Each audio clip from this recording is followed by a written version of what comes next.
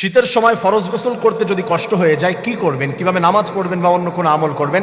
এই যে শীতের সময়টি, এটা একটু কঠিন একটা প্রশ্ন। কারণ হচ্ছে হাজব্যান্ড ওয়াইফ যখন পার্সোনাল সময় কাটায় রাতের বেলা, তাদের বিশেষ মুহূর্তগুলি কাটায়, এই শীতের সময় গোসল করতে, উজু করতে এতটা কষ্ট হয়, মনে হয় যে একটা কুরবানি দিতে গেলে এত কষ্ট হতো না। প্রিয় ভাই বোনেরা, এই বিষয়টি আমাদের খেয়াল করতে হবে। যদি আপনার গোসল করতে কষ্ট হয়েই যায়, আপনি গোসল করতে পারছেন না, এই মুহূর্তটা আপনার কি করতে হবে?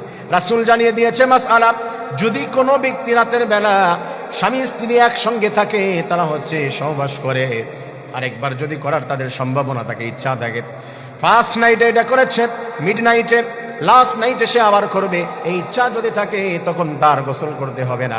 রাতের শেষে একবারে গিয়ে গোসল করে নিলে তার জন্য হয়ে যাবে সুবহানাল্লাহ।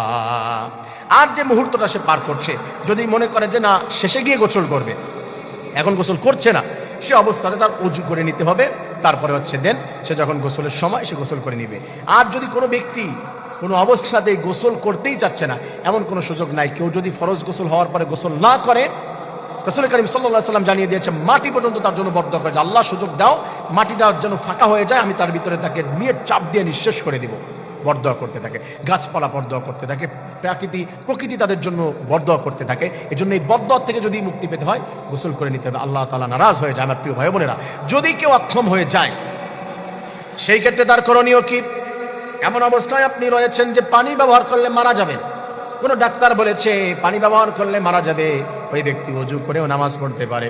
আর যদি এমন হয়, এমন একটা জায়গায় আপনি গিয়েছেন, পানির কোনো ব্যবস্থা নাই, পানি আপনি চাইলেও ব্যবহার করতে পারছেন না, এটা যদি আপনার হয়ে যায়, তাহলে আপনার জন্য সুযোগ, যদি আপনি পানি না পান, ওযু করতে না পারলেও তায়াম্মুম করলে আপনার জন্য চলবে, গোসল করা লাগবে না।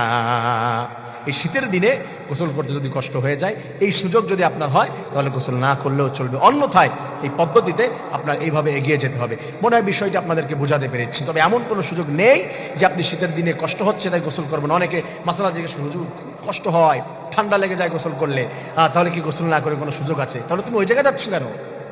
ঠান্ডা লেগে যাবে সেই মধ্যে গোসল করতে পারছো না, একটু স্টপ থাকো কিছুদিন, শীত যাক বা পরিবেশ ভালো হোক, তখন গরম পানি নিয়ে গোসল করে নাও।